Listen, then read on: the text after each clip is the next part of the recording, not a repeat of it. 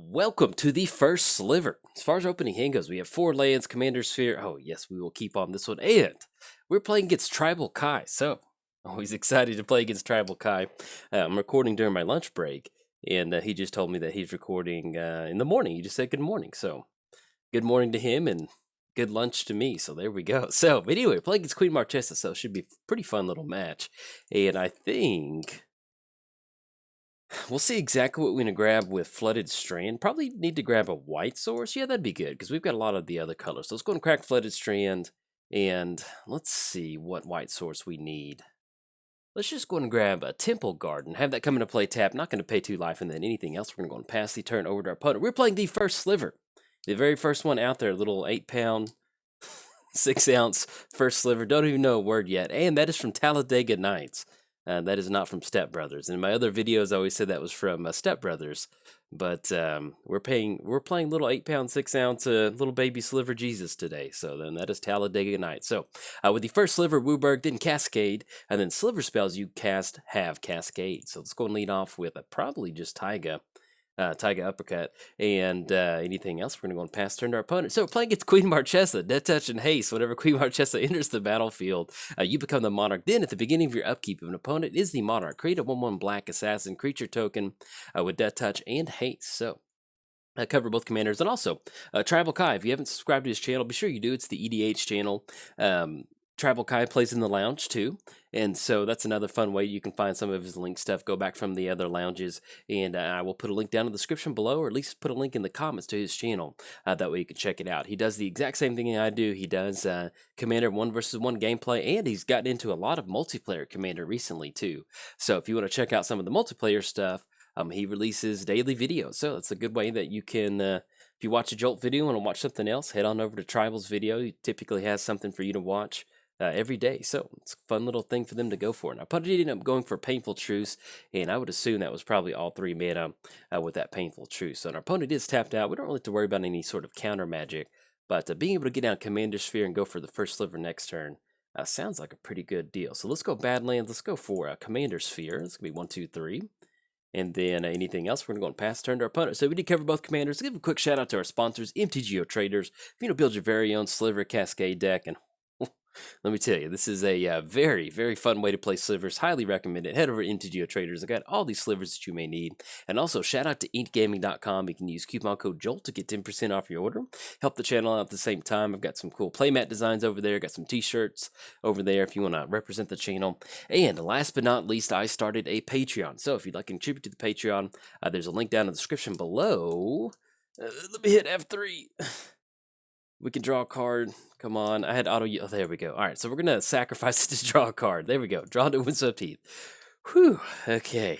I have auto yield on while I'm doing, reading commanders, while I'm covering different things like that.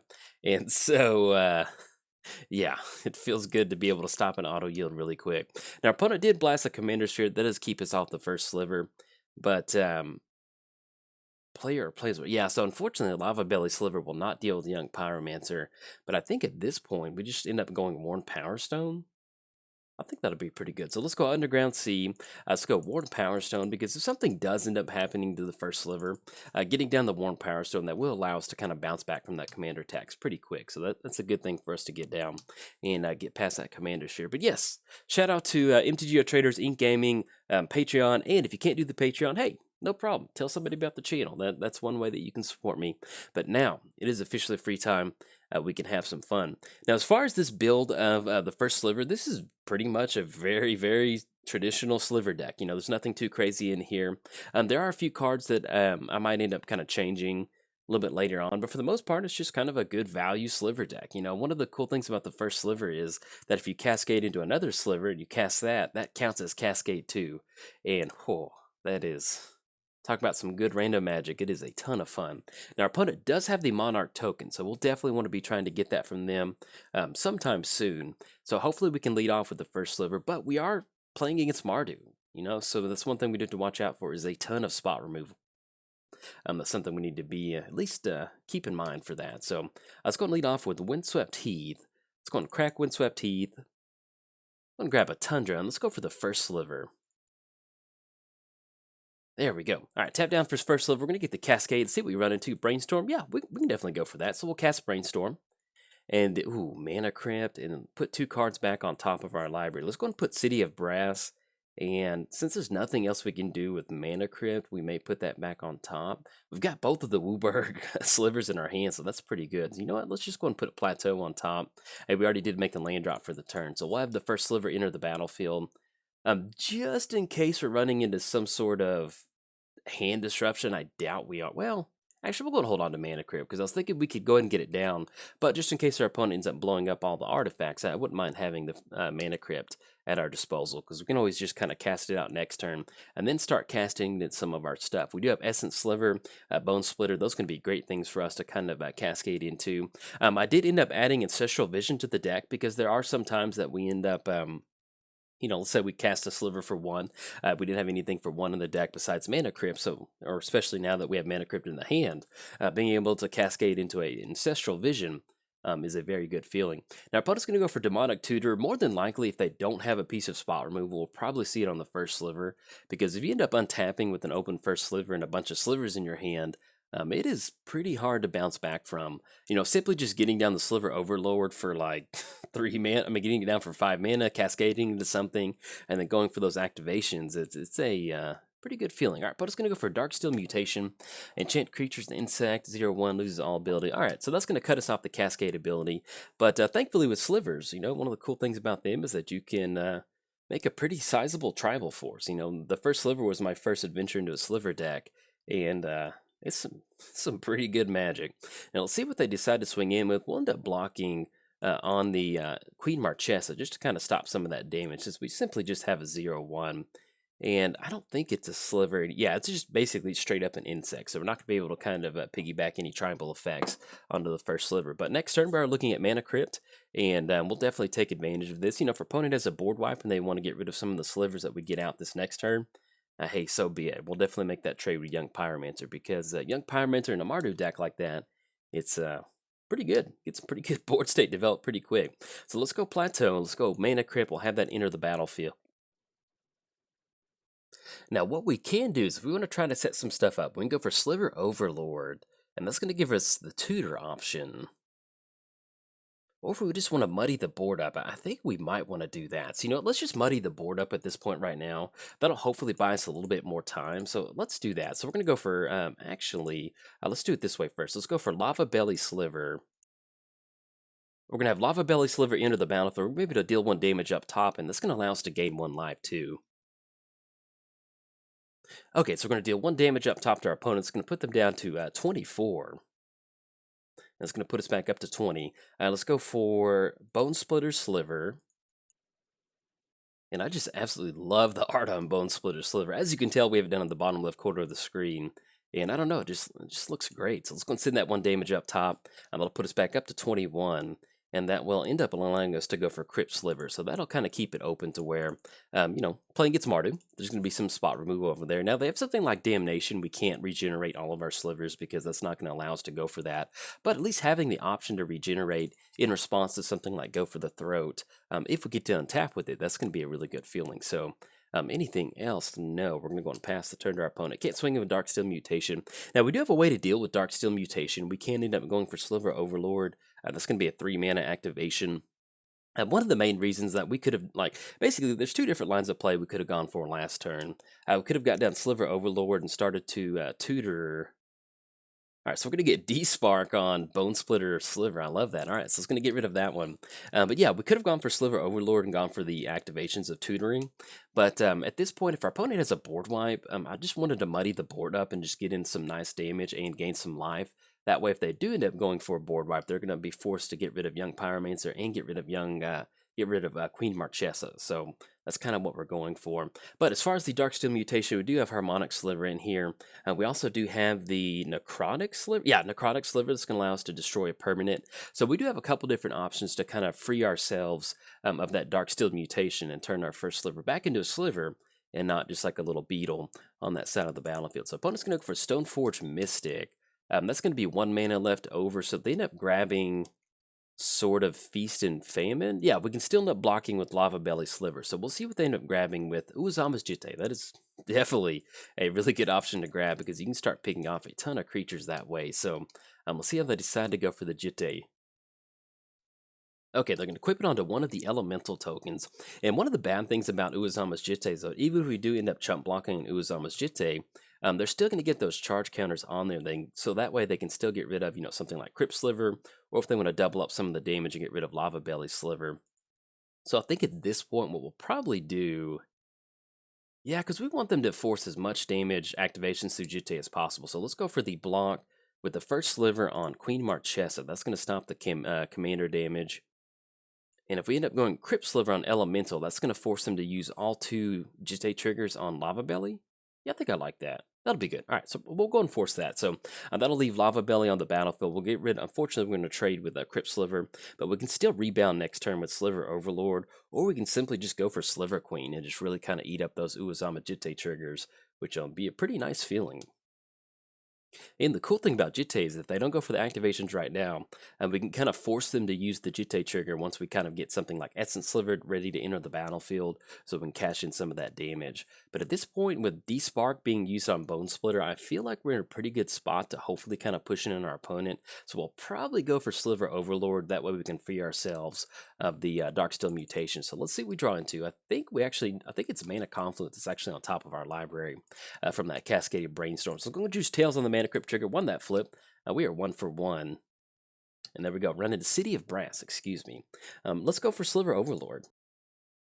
Okay, we're going to have Sliver Overlord enter the battlefield. That's going to give us 1, 2, 3, 4, 5, 6. That's actually going to give us 2 activations off of Sliver Overlord once it enters the battlefield and gives us a 7-7. So it's going to send that damage up top to our opponent, puts him down to 20. And that's the other cool thing about having a Wooburg commander that's tribal is that if something does happen to the first Sliver, I can just get down Sliver Queen and or Sliver Overlord and just really just go to town. So do we want to push in with Lava Belly Sliver? You know what? I think we're good with that. Now we do push in. Let's say they block with Stoneforge. That'll go for Jitte. And that'll kind of force them to go for the full Jitte package. Yeah, let's do that. They might end up going for that and then getting rid of Lava Belly Sliver. No, let's just go and hold back. I think that'll be okay. So let's just go and pass the turn. We got Sliver Overlord sitting at a 7-7, so they have to get some pretty good Jitte triggers to get rid of Sliver Queen. And at the same time, we can simply just go for Harmonic Sliver and then blow up Uazama's Jitte, which would be a really good feeling, and blow up Darksteel Mutation. And the other cool thing about having that instant speed tutor is that we can tutor one of the, I don't know which sliver it is, but there's a flash sliver, so that if we do get Harmonic Sliver on the battlefield, we can actually flash in another creature and deal with the Jitte before they can get a few charge counters going. Okay, opponent's going to go for Knight's Whisper, and this is just a fun way to play Queen Marchesa. When you get down Young Pyromancer in a Mardu build, oh, that is good right there. It reminds me of Kaikar, and that's why I was so excited whenever they released Kaikar, is because you kind of finally had this control style commander that's just going to give you Young Pyromancer style tokens right out of the command zone. There's so many cool things you can do with Kaikar as far as equipping. Let's say you're going to go for Blasphemous Act, you get that reduced cost. In response to that, you sack all the spirit tokens to add some red mana to your mana pool. It is just it is some really good magic. So let's go and block with Sliver Queen on this one. First Sliver on Queen Marchesa, and we'll go Sliver Overlord on Elemental, because even if they go +2/+2, that's going to be 4, that's going to be 5, that put us at a 7-7. I think that's okay. Okay, so we're going to make the trade. They're going to get those charge counters onto Uazama's Jitte. And even if they use the all 4 on Sliver Queen, it's not going to, or Sliver Overlord, it's not really going to be able to get rid of it because we can still go for those activations. And we're just looking at -1/-1. So that'll be good. Let's go and go for these Sliver. While we do have the mana available, let's go and go for a Sliver Queen activation. And we're going to do this in response to that Queen Marchesa trigger, the Monarch trigger. That way, if they don't have something like Path to Exile, at least we can force this in response to that. So, Sliver Overlord activation. We'll see what we want to grab. Definitely grabbing. Let's get this popped out, in fact. So what we're going to do is we're going to grab Harmonic Sliver. That's going to go under our hand. Let's go for one more activation off Sliver Queen. I'm sorry. To all the Sliver players out there, I'm sorry. I don't play with these cards a lot except for when I'm recording the first Sliver. So, and then on Magic Online, you just see Sliver and then dot, dot, dot. And so I just get Sliver Queen stuck in my head that, besides the first Sliver, it just says Sliver and then Wooburg. That's what I'm thinking. So we're going to grab Harmonic Sliver. That's going to allow us to deal with Jitte. And at the same time, it's going to allow us to grab ourselves a Harmonic, grab the Flash Sliver. That way we can deal with some of these creatures. So let's go ahead and go for the 3-mana activation. Okay, opponent's going to go for Unexpectedly Absent. Put it into the library.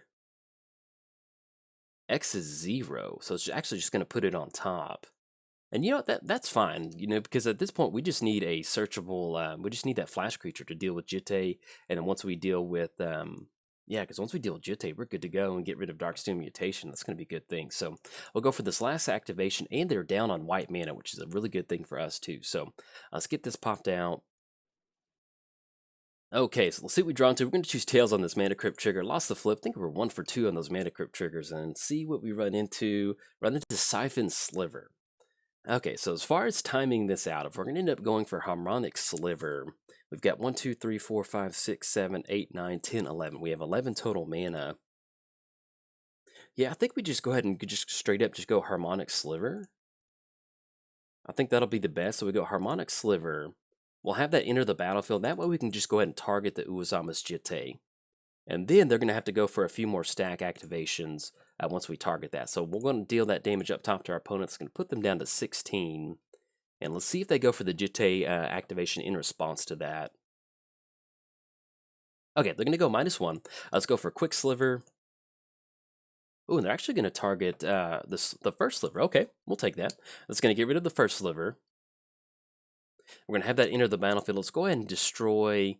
I guess we'll just go and pop Soul Ring too while we're at it, because that's the only enchantment out there. So we're going to pop that one. We're going to deal 1 damage to our opponent. It's going to put them back down to 15. And what we can do, we can actually flash in Siphon Sliver if we want to. They're targeting Lava Belly. So let's go and flash in Siphon Sliver. Because what that's going to do is it's going to give us some lifelink. That way we can get that damage. All right, they're going to go for Uozama's Jitte, and I think that's it as far as what we can do. So that's going to pop Lava Belly Sliver. We're going to have Siphon Sliver enter the battlefield. That's going to give us just a little bit of extra life, because when it deals damage, we're still going to get that.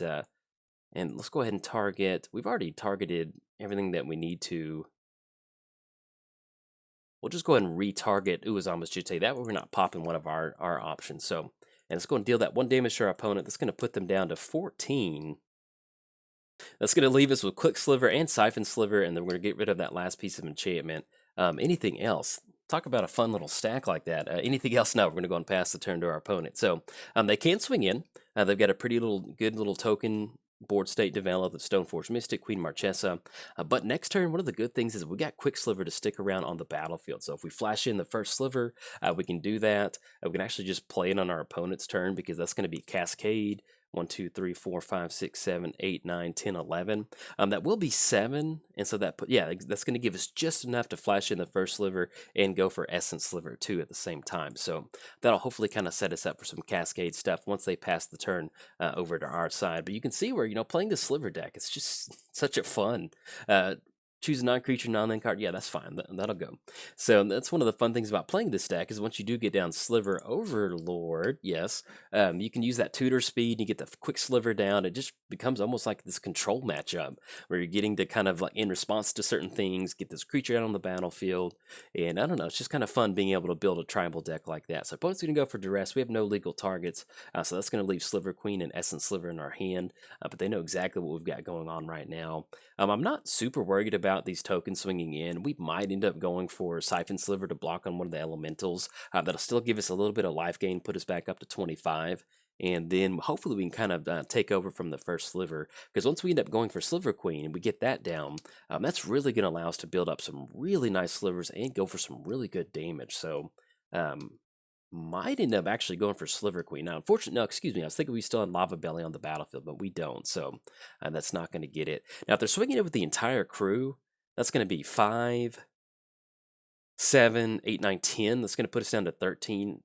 Kind of feeling like this might be a board wipe if they're swinging with everybody like this. What we'll probably end up doing is simply just, yeah, because I like leaving Quick Sliver on the battlefield. So we're going to block on this one Sliver token. And if they have a way to deal damage to Siphon Sliver, then so be it. But we'll at least stop that one. And we'll let that damage go through because we can still kind of rebound with this Lifelink Sliver. Okay, that's going to be 6 total commander damage. Puts us at 16 versus 14. And then hopefully, fingers crossed, we can untap with that first Sliver being able to flash that in. In fact, we might kind of start doing some of this action during our opponent's upkeep before they get the draw step. That's going to allow us to at least kind of, if they have any sort of resources they want to use to stop our board state, we can at least force them to use that during their turn. So let's see what Council's Judgment. Okay, that's going to give them an elemental token. And we'll see which one they end up voting for. They vote for Quick Sliver. Yeah, we'll just vote for Quick Sliver too. So that doesn't hurt us too bad. We can still end up going first Sliver. It's not going to be too bad. And they still end up going for Essence Sliver to kind of rebound. So, and if they're going to go Council's Judgment on Quick Sliver, I kind of like that. And that feels pretty good to us. We just need to stop some of these elementals from swinging in and dealing damage. So let's go and choose Tails on this Mana Crypt trigger. Lost the flip. We were 1 for 3 on those Mana Crypt triggers. And then let's see what we run into. Ancestral Vision. Okay, so let's go first Sliver. We're going to get the Cascade. Okay, so we're going to get Cascade off of first Sliver. See what we run into. Preordain? Yeah, we'll definitely go for that. And then Overgrown Tomb and Spinneret Sliver. Just to get another Sliver on the battlefield, we might end up going for Spinneret. Yeah, or actually we can just shuffle it. I think at this point... Yeah, let's go and put that on the bottom. We need something a little bit more high impact. All right, so Catacombs, that's not too bad. That's a land drop we can make. Worst case, we can still suspend Ancestral Vision. Make the land drop with Catacombs. Let's go ahead and go for Essence Sliver. So we're going to get the Cascade ability from Essence Sliver. Nature's Lord, yeah, we'll go for that. It's going to put it on the battlefield, so that'll allow us to at least kind of dodge that Catacombs. You're looking to get a few more bodies, but... we'll still end up suspending. Yeah, we'll grab Tropical Island and let's suspend the Ancestral Vision. And the good thing about us doing is that we can still get down Sliver Queen and hopefully try to stabilize. So let's go Ancestral Vision. We're going to suspend that. And then anything else, we're going to go and pass the turn to our opponent. Now, with us having Lifelink from Siphon Sliver, that will allow us to kind of maybe, fingers crossed, stabilize just a little bit. You know, if they swing in with Young Pyromancer, Queen Marchesa, we do have to watch out for that Death Touch. But at the same time, you know, dealing 7 lifelink damage is almost going to be really hard for those elemental tokens to really kind of bounce back from that. So we're simply just going to go and pass the turn at this point right now and see what our opponent can assemble for the turn. Oh no, opponent's going to go for Anguish Unmaking on the first Sliver. Yeah, that's going to get it. That's going to be an elemental token. That'll get rid of that. And that still gives us a lifelink. We're looking at 5 elementals swinging across. That's going to be 7 with Young Pyromancer. 7. That's going to be 9. So I think we still survive, even if we take a big hit, because that's going to be 1, 2, 3, 4, 5, 7 with Mutavault. That's going to be 12. No, we will have to block. If they swing with the entire crew and including Mutavault, we will have to block. Now, one thing that it didn't come out, I don't think our opponent activated Mutavault, but Mutavault is all creature types until end of turn. So if we ended up having Sliver Overlord on the battlefield, we could have actually gained control of Mutavault. So if I missed that line of play, it just now popped in my head. I do apologize, but that's something that we could have gone for, is gaining control of Mutavault. And you know, it's always kind of fun to do that. When you play against Merfolk, I played Mindcrank a lot in Modern, and oh no. Okay, Kolaghan's Command. Yeah, I don't think we're long for this world, to be honest. Okay, so that's going to be Worn Power Stone and Sliver. That's going to give us Essence Sliver. We still get some life gain sitting at a 3/3. Oh, then Oblivion Ring. Yeah, that's going to be games. That's going to be 5, 6. That's going to be 9, 10, 11. Mutavault activation. Yep, that's going to deal with it. So good game to our opponent. That was definitely well played. When you're playing against Mardu Control, against Slivers, you know, if you've got some really good spot removal, we ran into Kolaghan's Command, Anguish Unmaking, D-Sparks, Unexpectedly Absent. So it was nice that we stuck around as long as that we did. So there we go. Swing in should put us down to -1, I think. Yeah, -1. There we go. Good game to our opponent. Always enjoy getting to play against Tribal Kai. Unfortunately, we got hit by that Darksteel mutation, and that just slowed us down for the entire game. Couldn't get a lot of Cascade action, but we got to get a really nice Sliver stack, and you know, interactions like that is what make this deck a lot of fun. So, but anyways, be sure to check out Tribal Kai's video, his channel, and if you enjoyed the video, like and subscribe. Thanks. Bye.